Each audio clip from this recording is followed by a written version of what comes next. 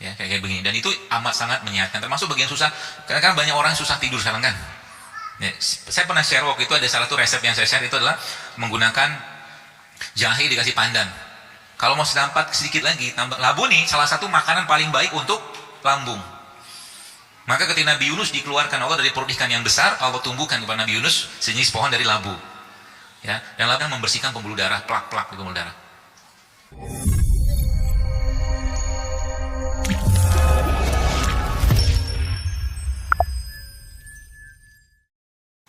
Sampai berapa lama tergantung. Kalau dalam buku yang saya baca itu bisa sampai 48 jam. Tapi tidak makan, minum iya. Tidak makan tapi minum iya. Dan disebutkan di situ ada beberapa jenis minuman yang bisa menekan rasa lapar. Kopi salah satunya, kopi pahit atau teh hijau. Itu bisa menekan. Itu diminum sama air putih. Nanti lama-lama karena tubuh tidak ada bahan bakar untuk energi, akhirnya apa? Dia mengakses di chiller. Chiller itu isinya apa tadi? Lemak. Kalau lemak dipakai, tapi untuk sampai ke lemak tadi memang kita harus kuat laparnya. Paham ya? Kita harus tahan proses itu, kita harus nikmati dulu lapar tadi. Maka kalau lapar, dalam proses sederhana atau ringan, jangan langsung ketika lapar jangan langsung makan dulu. Biarkan tubuhnya beradaptasi dengan rasa lapar tadi. Nanti biasanya setengah jam hilang rasa laparnya. Biasanya. Kalau sudah hilang rasa laparnya, maka otomatis tubuh sudah mulai menyesuaikan, kalau bahasa itu switching energi dari kulkas ke freezer. Kalau freezer yang dipakai, maka lemak yang dipakai. Lemak itu energi luar biasa kuat. Ya, mungkin ini analisa saya. Itu sebabnya perang-perang di zaman Nabi SAW dilakukan pada saat puasa. Karena orang lebih strong waktu puasa. Dia bisa mengakses energi-energi yang nggak kepakai gitu selama ini. Ya, ala-ala modern kita zaman sekarang ya tadi dilamakan puasanya. Ya, puasanya dilamain. Ya, dan nggak masalah. Itu saya pernah baca itu bisa sampai 16 jam atau 18 jam atau sampai 20 jam atau sampai 24 jam. Tapi minumnya tetap. Jadi misalkan misalkan ya, Anda buka atau Anda sahur katakanlah jam 4 sore, jam 4 malam, jam 4 subuh. Makan tuh. Makalah secukupnya lah gitu kan. Nanti kan buka tuh pakai kurma, pakai apa di jam 6 pagi, jam 6 sore. Nah, tunggu lagi sampai malam baru nanti makan lagi di jam 4. Lihat apa yang terjadi pada badan Anda. Kayak laptop lagi hang, di reset sama dia. Itu canggihnya badan kita. Makanya sering saya sampaikan, tubuh kita itu dokter terbaik. Bagaimana cara dia bekerja? Jangan bebani dia dengan beban-beban yang membuat tubuh itu tidak bisa bekerja. Maka dalam Islam sebenarnya yang namanya makan itu malam-malam secara umum saya mencoba menggabungkan beberapa pemahaman dan konsep. Memang ternyata makan malam itu salah satu penyebab tingginya gula atau bermasalahnya pankreas seseorang. Dalam sebuah penelitian, ada sebuah penelitian itu dilakukan penelitian, jadi ada dua kelompok penelitian yang dilakukan pada malam hari sama siang hari dengan dikasih kalori yang sama. Dikasih kalori yang sama, ternyata yang makan malam hari, ternyata gula darahnya jauh lebih tinggi meningkatnya dengan makanan yang sama. Kenapa? Karena malam itu sudah waktunya tubuh kita untuk tutup toko. Ya, tutup toko itu maksud saya itu sudah nggak ada aktivitas lagi yang berhubungan dengan pencernaan. Suruh istirahat, puasa. Ya, maka malam itu lebih cocok untuk apa? Jangan banyak-banyak makan yang berat. Nanti kita buktikan malam ini. Saya ingin mengikuti apa yang disampaikan Dr. Zirul Akbar. Baru saya kayak begitu, yuk makan bakso yuk, ada teman ngajak begitu, misalkan. Apa yang harus dikerjakan? Bertahanlah teman. Ini ujian. Ya, sabar. Nanti identitas kita akan tampak di situ. Ini saya cerita begini. Supaya nanti teman-teman bisa contoh gitu kan. Ada 3 orang. Orang pertama, orang kedua, orang ketiga dalam sebuah pengajian. Ada seorang yang membawakan minuman. Minuman itu minuman apa? Jelly drink gitu loh. Yang ada gulanya segala macam gitu-gitulah. Yang banyak gulanya gitu kan. Dia bawa 2 jelly drink, 1 air mineral. Orang pertama dikasih sama dia minuman jelly itu yang banyak gulanya itu, orang kedua dikasih, orang ketiga dikasih air mineral. Orang ketiga itu saya. Maksudnya gimana? Dia tahu kalau saya dikasih yang jelly-jelly itu, saya juga nggak bakal minum. Karena dia sudah tahu identitas saya. Paham maksudnya? Jadi kalau ada teman Anda masih ngajak Anda makan nggak sehat, maka Anda belum punya identitas sehat sama dia. Itu maksudnya. Dia dibangun. Makanya kalau pas saya ngisi kajian di mana-mana gitu kan, misalkan ada panitia yang ngajak makan apa ya dok, saya nggak tahu restoran apa segala macam, mau gampang. Saya mah dikasih buah, dikasih rempah, dikasih rimbang, hidup saya. Apakah dokter makannya bersih-bersih banget? Kadang-kadang nggak juga. Kadang-kadang saya makan yang aneh-aneh juga. Aneh maksudnya tapi nggak sampai parah banget gitu kan. Saya kadang dokter makan nasi, kadang makan nasi, tapi kalau saya makan nasi ya paling saya ambil 1-3 sendok makan, bukan centong ya. Langsung berbinar-binar dia gitu kan. Dan nasi ini saya campurkan sama mineral. Mineral dari mana? Dari beliau ini nih. Beliau menghormati kan ciptaan Allah. Allah ciptakan dia. Saya bikin dia, ini cara, kalau Anda tetap pengen makan nasi, saya ajarin caranya. Ini tidak prank ya. Kalau tadi kan gorengan prank. Ini Anda ambil dia ini, terus Anda kasih bawang putih, Anda kasih kurma, Anda kasih garam, Anda kasih tomat sedikit, Anda ulek jadi sambal. Nasinya campurkan sama itu. Wah, iso, bukannya lagi enak pol. Enak pol ya. Nanti kalau Anda makan, insya Allah nggak berat di pencernaan karena di sini ada vitaminnya, ada enzimnya, ada mineralnya. Itu kata kuncinya. Kurma juga sama. Jadi kalau Anda tetap, misalkan Anda, ini saya ajarin cara makan mereka dengan damai dan bahagia. Coba angkat dia. Cara makan mereka ini dengan damai, bahagia dan sejahtera. Sama kayak tadi. Ini teman-teman kukus aja. Kenapa kita perlu makan mereka ini? Karena mereka tumbuh di tanah kan. Dia nyerap sarinya tanah kan. Setiap dari mereka ini Allah ciptakan rasa yang berbeda. Ada pari, rasanya pahit. Dan ternyata pahit itu cocok untuk orang-orang yang manisnya kelebihan. Orang diabetes maksudnya. Kalau Anda kan manisnya kelebihan, udah terlalu manis lah gitu kan. Makanya suami suka atau istrinya suka. Emang iya, pari itu by research-nya memang dia bisa dipakai untuk orang-orang diabetes. Jadi begitu Allah ajarkan kepada kita. Jadi mereka ini Bapak Ibu sekalian diciptakan Allah dengan berbagai warna, ya dengan berbagai rasa untuk melingkupi atau memberi kebutuhan atau menjadi sarana kita untuk hidup sehat, untuk beribadah. Lagi-lagi saya sampaikan, hidup sehatnya kita bukan untuk lifestyle, bukan untuk gaya hidup, tapi untuk taat, biar ibadah lebih baik. Jadi nanti Anda makan ini apa ini? Seledri. Anda makan seledri, Anda makan. Jadi mulai sekarang ya, kalau Anda pengen hidup sehat, ya Allah, aku mau hidup sehat karena Engkau. Niatkan ya karena Allah, bukan karena Zaidul Akbar. Sebab ada orang di depan saya itu, wah luar biasa, dok, ini push water nih, macam-macam, tapi tiba-tiba ketahuan makan nasi, misalkan gitu kan. Merasa bersalah dan berdosa banget gitu loh. Ada kayak begitu orang. Ngapain karena saya? Toh badan-badan Anda juga kan, yang merasakan Anda sendiri kan. Dan jangan pikir badan kita itu bisa ditipu. Gak bisa dia. Mau ngomong kayak apa juga, dok saya sudah hidup sehat, tiba-tiba kelihatan badannya membengkak, misalkan gitu kan, gemuk maksudnya, ya bohong banget gitu loh. Artinya masih banyak kalori yang masuk gitu kan. Iya kan? Badan kita gak bisa dibohongin gitu loh. Dan nanti ujung-ujungnya apa lagi? Ujung-ujungnya adalah badan kita merasakan vitalitas. Nah, ini yang saya mau ajarkan. Vitalitas badan kita didapatkan kalau tadi kan saya bilang tadi, tubuh kita itu sudah di build up sama Allah reseptor.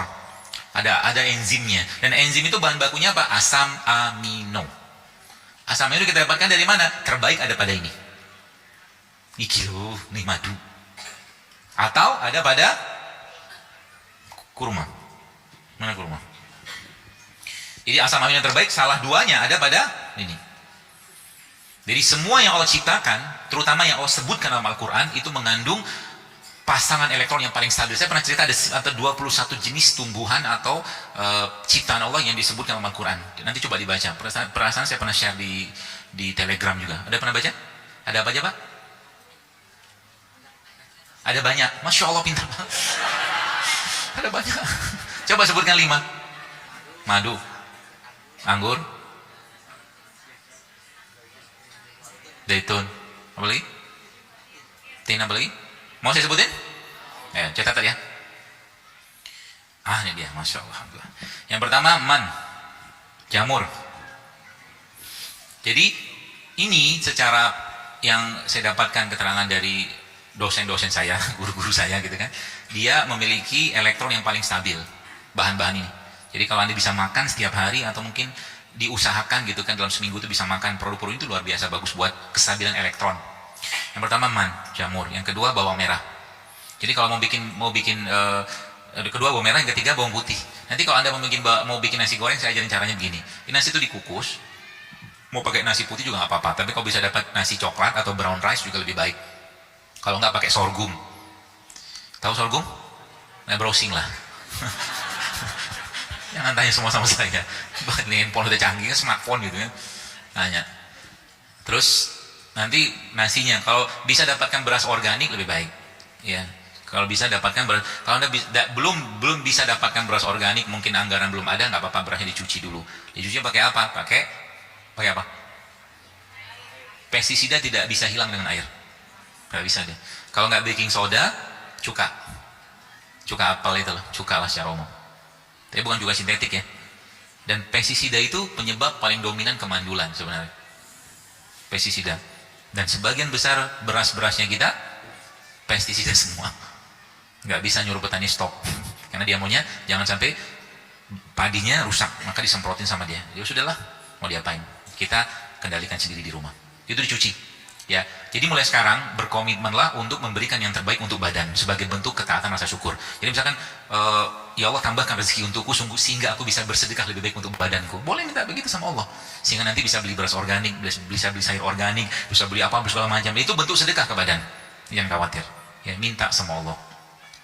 Jadi nanti nasinya dikukus, sudah kan selesai. Nanti Anda potong-potong bawang merah, bawang putih, Anda campurkan serai. Ya, kemudian campurkan cabai sedikit aja. Terus dikasih minyak zaitun, ditumis sebentar. Sebentar aja. Lalu yang tambahkan tomat sedikit, enggak apa-apa. Potong kecil-kecil, lalu campurkan ke nasi tadi. Nasinya akan terasa tasty banget. Terasa bumbunya, kan ada lada hitam, ada garam, ada bawang merah, ada bawang putih. Campurkan sama kurma, suiran kurma sedikit. Buat rasa manisnya. Kemudian kalau Anda pengen masukkan daging, silakan masukin daging. Saya lebih prefer kalau Anda bisa dapatkan daging ikan yang dikukus atau dipepes. Campurkan ke situ. Sehat nggak? Banget, bukan sehat lagi, insya Allah sehat banget. Tapi jangan banyak-banyak juga.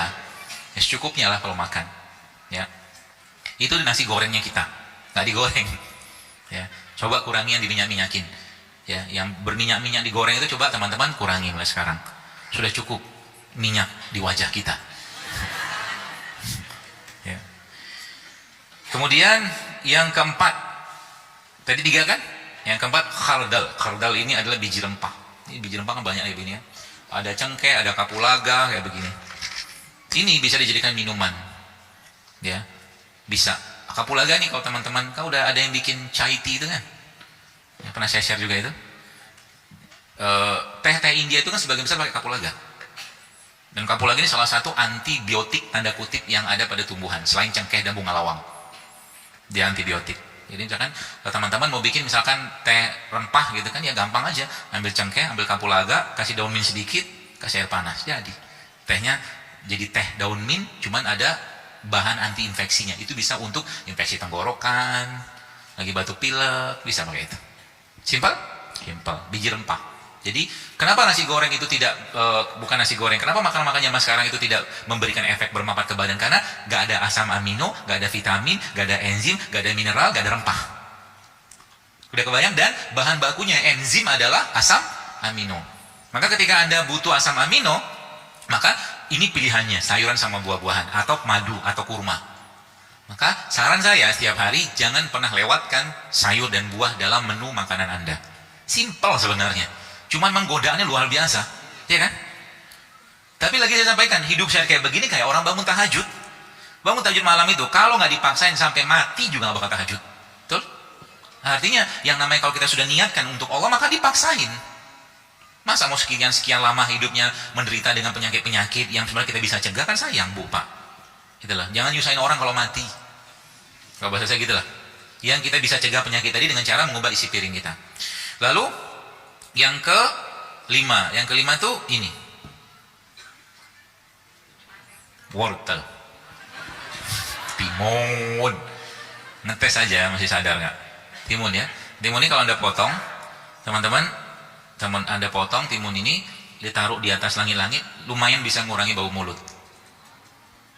Keren kan timun? Atau Anda mau bikin lauk pakai, saya suka timun, tapi timun yang saya buat biasanya saya buat jadi ada semacam lauknya saya. Lauk saya di kampung, tapi insya Allah sehat. Timunnya dipotong, belah tengahnya, curok gitu kan, lalu dikerok, krok gitu. Lalu nanti kerokan timun tadi Anda campurkan sama cabai rawit. Kasih garam, ya, kasih terasi yang sehat sedikit. Lalu nanti timun tadi dimakan sebagai dimakan sebagai temannya ikan. Ikannya ikan gabus. Ikan gabus itu salah satu ikan yang paling baik untuk kulitnya Dan sisiknya itu bisa digunakan di blender. Nanti saya ajarin caranya. Resep pakai ikan gabus untuk tulang, terutama tulang-tulang yang sudah uzur, udah tua, yang kerotok-kerotok gitu. Kenapa banyak orang zaman sekarang banyak osteoporosis? Karena tubuhnya asam. Asam gara-gara apa? Kebanyakan gula, kebanyakan nasi, kebanyakan minyak, kebanyakan tepung, itu asam semua tuh. Dan pikirannya pun asam. Orang yang pikiran asam tuh seperti apa? Mukanya nggak nyenengin, nggak ada senyum-senyumnya, asam banget gitu lihat muka itu. Makanya bayi, kenapa bayi itu wajahnya nyenengin? Bayi-bayi 6 bulan, 0 sampai 6 bulan, karena dia minum ASI kan? Kenapa ASI? Karena ASI itu pH-nya alkalin. Kalau ASI itu dicek pakai pH, maka pH-nya 8, mirip sama air zam-zam. Maka kalau Anda mau sehat, maka minum? Bukan minum ASI. Minumlah seperti ASI gitu loh. Nah kan gitu, pH-nya alkali, air alkali. Atau kalau nggak dapat air alkali, maka Anda makan beliau-beliau ini. Ini kan semua alkali semua nih sebagian besar. Timun, wortel, sayuran itu sebagian besar alkali. Ya. Buah-buahan sebagian besar alkali, kecuali durian. Durian itu kan asam, cenderung asam. Boleh nggak makan durian? Bagus, durian itu bagus, baik. Ya, apalagi Anda makan sama bijinya, bukan ditelan. Karena biji durian itu juga bermanfaat untuk menguatkan tulang. Jadi makan hawa-hawa aja dari tadi. Oh,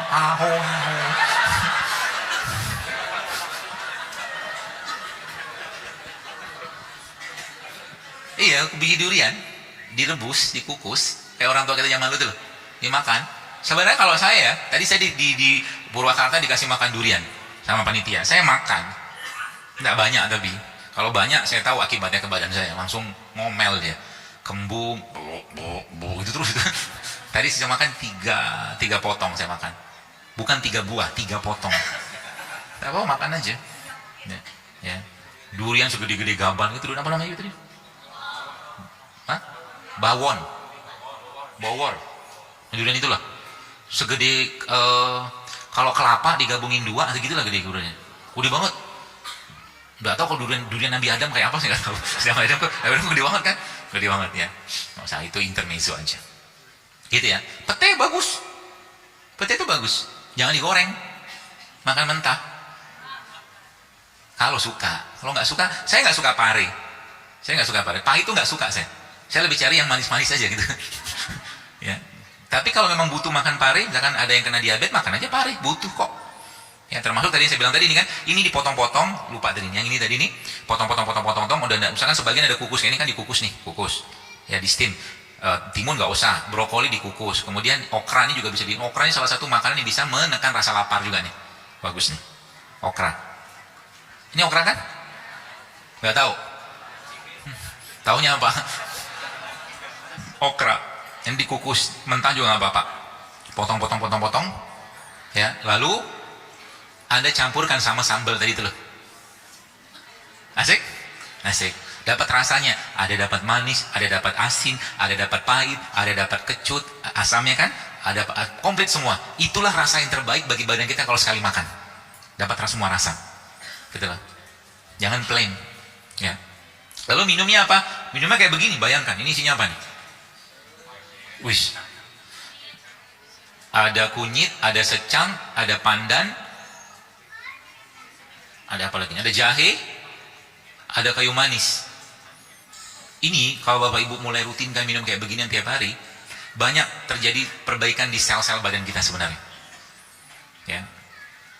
Dan gampang kan? Model begini kira-kira bikin berapa kali? 5.000 cukup nih, ya kan? Daripada beli minuman kemasan. Kenapa? Sekarang kalau kita mau sehatkan negeri ini, kembalikan negeri ini ke apa-apa yang Allah tumbuhkan di sini. Gitu. Ya, orang tua kita zaman dulu mereka makan tepung, mereka makan tepung tapi tepungnya non gluten, singkong. Ya kan? Singkongnya digoreng? Tidak, dikukus, direbus. Jadi nggak ada minyak kan? Mereka makan, minum teh, tehnya tawar. Gitu kan? Betul kan? Lihat, kebiasaan mereka itu sudah jelas dan mereka terbukti tahan banting. Gitu kan? Nggak kayak manusia zaman sekarang. Musim rambutan salah, duku salah, semua musim salah. Musim hujan nih, batuk pilek, mana ada ceritanya? Musim tetap ada terus gitu kan, kita nggak bisa beradaptasi dengan musim kalau bahasa saya. Kenapa nggak bisa beradaptasi? Karena tadi bahan baku di reseptornya, di enzimnya nggak dapat semua. Jarang makan asam amino, jarang makan serat, jarang makan sayur, jarang makan buah, jarang minum air putih, jarang minum madu, jarang makan kurma, jarangnya banyak yang lain. Ini makan pagi siang malam, itu aja gitu, nggak ada perubahan.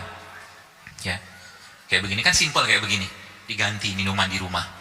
Ya, kalau Anda mau mau dikeringkan juga bisa. Ya, kayak begini, dan itu amat sangat menyehatkan, termasuk bagian susah, karena kan banyak orang yang susah tidur sekarang kan. Ya, saya pernah share waktu itu, ada salah satu resep yang saya share itu adalah menggunakan jahe dikasih pandan. Kalau mau sedampat sedikit lagi, tambahkan sedikit kunyit di situ. Jahe, kunyit sama pandan. Kalau bahasa saya jahe 1, kunyit 1,5, pandan secukupnya, itu bahasa bagian. Jadi misalkan jahenya 10 gram, kunyitnya katakanlah setengah bagian, berarti 5 gram, itu takaran. Tapi kalau misalkan jahenya misalkan segini, maka kunyitnya setengahnya. Itu kalau ada bahasa kayak begitu dipakai. Ya, biar nggak kita kan nggak punya timbangan di rumah gitu kan. Jadi pakai takaran feeling aja. Itu enak banget. Termasuk ini minuman kayak begini nih. Ya. Karena memang bahan baku kita tuh di mereka-mereka ini. Orang Arab Saudi, ya orang yang tinggal di Saudi Arabia atau negara-negara Arab tuh mereka nggak bisa tumbuh kayak begini dengan gampang kan. Ya, sekarang dapat begitu banyak limpahan buah sayuran karena doa Nabi Ibrahim. Sehingga buah di sana berlimpah, segala macam buah ada. Ya, tapi nggak tumbuh begini di sana. Allah tumbuhkan di sana ini kurma di sana, dan itu disebut dengan superfood. Asam amino ada, enzim ada, semua ada di sini. Ya, bukan asam amino, bukan enzim. Enzim itu sudah build up. Jadi vitamin, mineral, besi semua ada di sini. Maka kurma itu kalau kita bongkar memang kandungannya luar biasa, dan salah satu makanan terbaiknya bagi pencernaan. Ya, jadi pagi-pagi itu coba biasakan makan kurma. Ambil sunnah nabinya. Kalau Anda bisa dapatkan kurma ajwa 7 butir makan. Habis itu minum beginian, cukup kenyang, tenang aja. Gak usah banyak-banyak makan pagi, supaya nggak ngantuk. Ya, Anda baru sama makan kurma 7 butir, kayak tadi pagi saya makan 7 nih. 7 butir kurma ini, lalu minum air putih atau air kayak beginian, siap bekerja. Tiba-tiba bunyi teng teng teng teng teng teng teng teng. Abang bubur lewat deh, langganan. Nggak apa-apa, kalau mau beli, mau makan aja kan, nggak ada hubungan gitu kan. Maksudnya kalau Anda pengen tetap pengen makan ya makan aja, kan nggak ada yang larang juga. Ya, jangan gara-gara saya gitu saya disalahkan. Nanti nasib para penjual gorengan gimana, bubur ayam gimana. Tenang, kalau Anda sudah, jadi kalau masyarakat umat Islam ini katakanlah secara khusus ya, sudah mulai kembali kayak beginian, mereka akan jualan beginian loh. Betul? Kenapa mereka jualan begituan? Karena Anda minta. Ya kan? Ada pasarnya, ada marketnya. Jadi jangan khawatir. Saya kadang-kadang cerita ke teman-teman dokter gitu kan, nanti kalau semua sehat gimana, dokter kandungan, dokter jantung, dokter penyakit dalam nggak laku. Wah, ini masalahnya di akidah. Kalau ini saya bilang, kata Allah, kata Rasulullah apa? Tidak akan dicabut nyawa seorang anak Adam atau anak hamba Allah gitu kan, sampai Allah cukupkan rezekinya. Sebagaimana maut itu mengejar dia, maka rezeki itu akan mengejar dia sampai dia mati, dicukupkan. Jangan khawatir rezeki. Jangan mengambil peran malaikat pemberi rezeki atau mengatur rezeki dari Allah, nggak usah. Dan jangan juga mengambil peran malaikat rakib atid, sibuk ngurusin orang, ya, nggak ada gunanya. Baik, sampai sini. Kemudian kita lanjutkan lagi bos sekalian. Tadi sampai ke timun. Yang ke-7 labu. Yang ke-7 labu. Tadi 6 timun. Iya. Oh, lewat 1 5 bidara, maaf. Bidara. Ya, di depan itu nanti ibu-ibu sekalian, bapak ibu, teman-teman bisa minum tuh. Apa tuh isi di depan tuh? Pokoknya minuman sehat lah. Nanti Ramadan atau buka puasa coba disiapin minum kayak begitu. Jadi masjid menjadi pusat penyehatan umat. Keren kan? Jadi orang datang ke masjid, kolbunya dibetulkan, diperbaiki, iman dikuatkan dengan ibadah, dengan kajian dan segala macam. Fisiknya disiapkan makanan-makanan dan minuman-minum yang sehat. Dan tidak butuh dana besar untuk itu, insya Allah. Ya, kita modal 10.000 aja bisa begitu banyak beli bumbu dan rempah. Oke, yang ke-6 tadi, yang ke-5 bidara, yang ke-6 timun, yang ke-7 labu. Sampai jam berapa ya? Jam 5 lebih banyak. Sampai setengah 6 ya? Kok nggak ada jawab? Maghrib jam berapa? 18? Oh, 03. Sampai maghrib lah ya. 17.45 nanti saya selesaikan insyaAllah. Biar cukup materinya. Yang ke-7 labu. Ya, labu nih salah satu makanan paling baik untuk lambung. Maka ketika Nabi Yunus dikeluarkan Allah dari perut ikan yang besar, Allah tumbuhkan kepada Nabi Yunus sejenis pohon dari labu. Ya, dan labu ini bisa Anda makan juga pagi-pagi. Labunya dikukus. Labu apa? Labu umum lah ya, labu yang kuning-kuning itu, labu parang atau namanya kan. Kita ada labu itu kan. Nanti labunya di mash. Di mash itu dihancurin kayak bikin pergedel. Ya, lalu kasih lada hitam, kasih garam, kasih zaitun, kasih sedikit madu. Enak minta ampun itu. Coba nanti cobain. Ya, labu. Dihancur-hancurin. Lalu ke-8 tin. Tin. Baik buah tin atau daunnya juga bermanfaat. Jadi daun tin itu bisa teman-teman pakai juga. Untuk apa? Banyak puraannya. Salah satunya buat darah tinggi, buat bersihkan logam-logam berat juga bisa daun tin itu. Ya, daun tin. Kemudian adas. Adas itu kayak kacang lentils gitu. Ya, bahasa kita gitu loh. Kemudian yang atau kacang-kacangan yang ke-10 pisang. Ya, pisang. Kemudian yang 11 daun-daun yang beraroma wangi. Kemudian yang ke-12 zaitun, yang ke-13 itu kurma, ya. Kemudian yang ke-14 rumman, itu delima. Delima itu kalau mau dapatkan manfaat utuhnya, nanti delima itu kan ada bijinya kan, yang kita makan itu kan. Nah, itu di blender sama biji-bijinya. Buah delima itu isinya, dagingnya itu di blender sama biji-bijinya. Itu bisa membersihkan pembuluh darah, plak-plak di pembuluh darah. Delima. Kemudian yang ke-15 siwak, ya, 15 siwak. Yang ke-16 pohon semak atau perdu. Pohon perdu itu yang pohon yang tinggi kurang lebih 1,5 meter lah kurang lebih. Kan banyak kita tuh, ya. Pohon-pohon perdu nanti dibaca aja detailnya apa. Kemudian yang ke-17 anggur. Ya. Kalau beli anggur, belilah anggur yang ada bijinya dan ada yang jual. Ya, canda. Jadi yang ada bijinya. Coba Bapak, kalau Anda mau nanam semangka misalnya, semangka itu ditanamnya pakai apa? Pakai biji kan? Kalau bijinya nggak ada, tanam pakai apa? Hah? Ya gitu. Kalau nggak ada bijinya, maka yang bisa nanam adalah orang yang punya bibit. Bibit semangka udah jadi. Maksudnya sudah dalam bentuk pohon gitu kan, kecil gitu kan. Semangka itu kan kecil pohonnya kan. Cuma dia yang punya itu. Makanya kalau sudah nggak ada bibit, maka nanti pergi-perginya ke food control sebenarnya. Hashtagnya food control. Jadi makanan kita dikendalikan. Hanya orang-orang tertentu yang bisa menanamnya gitu kan. Seperti itu. Masuk anggur juga sama. Kemudian ke-18 jahe. Jahe salah satu minuman yang penghuni surga. Sering disebutkan dalam ayat kan Al-Quran bahwa salah satu minuman yang penghuni surga adalah jahe. Jadi supaya kita nanti nggak kikuk, nggak kaget ketika masuk surga. Nah, coba latihanlah dulu. Dokter, di surga nanti ada cendol nggak? Kalau minta sih ada. Kan orang Madinah pernah bilang sama dia, Rasulullah, kami suka bercocok tanam, kata mereka. Nanti kami di surga, bolehkah kami bercocok tanam lagi? Boleh, kata Rasulullah. Minta sama Allah. Tapi nanti kalau kalian bercocok tanam, engkau misalkan ambil bibitnya gitu kan, misalkan bijinya ditaruh, tuk langsung tumbuh deh sampai jadi buah. Surga kayak begitu cepat banget jadinya.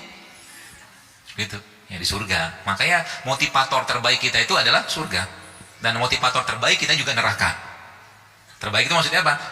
Ngerti bahwa kita mau masuk ke surga, maka persiapkan amal. Ngerti kita juga ada peluang untuk masuk neraka, maka jauhi yang menjadi amalan-amalan penghuni neraka gitu loh. Jadi kalau umat Islam tuh belajar dari agama kita ini, sebenarnya kita nggak butuh banyak-banyak motivator. Ya, kita nggak butuh motivator, kita agama ini. Kayak tadi batu 100 kilo tadi gitu kan. Sudah ngerti bahwa sekarang puasa tuh misalkan luar biasa faedahnya, bangun malam tuh luar biasa. Jadi Anda harus lebih mencintai ibadah-ibadah tadi itu daripada makanan paling sehat sedunia. Paham maksudnya? Makanan yang paling sehat sedunia pun tidak lebih menarik buat Anda daripada ketemu Allah waktu sholat. Kan keren kan? Makanan yang paling sehat sedemikian pun tidak bisa membuat Anda terpalingkan katakanlah dari membaca Al-Quran. Kan keren kan? Itu yang harusnya, karena yang kita butuhkan jauh lebih banyak itu nutrisi buat beliau ini, si kolbunya ini. Gak usah banyak-banyak makan. Ya kita dekat sama Allah, maka Allah akan cukupkan. Makan sedikit makanan, katakanlah tempe kayak begini gitu kan. Cukup sebenarnya. Sudah pernah nyoba begini? Sudah kan? Cobainlah nih. Coba dimakan. Gak mau? Ngomong saya pindah ke sini aja. Ini namanya sandwich tempe. Gak usah kasih yang sebelah sana ya, dia gak mau tadi. Enggak lah. Tambah kurma. Atau tempenya dikasih ini. Ada mangkok gak yuk? Sampai mangkok. Ini aja nih. Tempenya dikasih madu.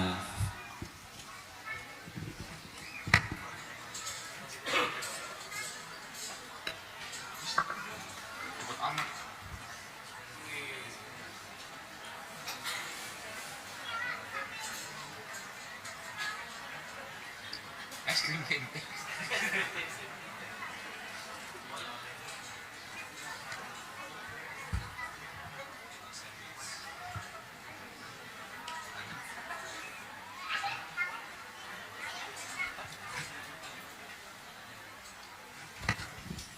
Sehat nggak makan kayak begini?